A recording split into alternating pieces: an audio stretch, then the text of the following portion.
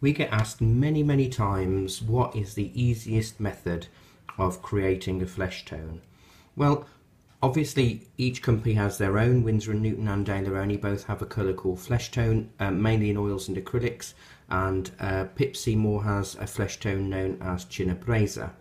But I thought I'd show you a very simple way of creating a flesh tone using a basic palette that you'll have lying around your studio.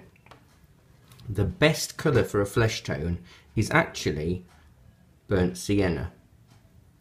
Yes, it's a brown, but it's actually a deep orange red. So when diluted, it creates a nice soft pink.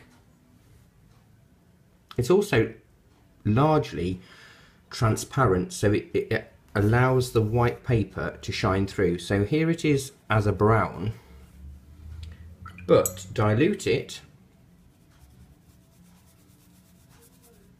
and it makes a nice soft flesh tone, especially as it dries. Now that you can reduce and reduce with water to make it softer and softer. If you're after a more ruddy skin tone, if you use a little bit of burnt sienna and a small amount of crimson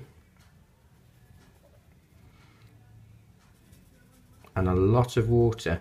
Now water is the key with this to make it lighter and to allow the white paper to show through. But what about if you want to add depth or shading to your skin tones? It's much harder to make it darker, but if you add burnt sienna and a very small amount of ultramarine, they create, it's also a good way of making flesh tones, a nice shading colour for your skin. Add more blue and a little bit more brown and you can get darker tones. So really with just burnt sienna, crimson and ultramarine you can get a whole palette of flesh tones.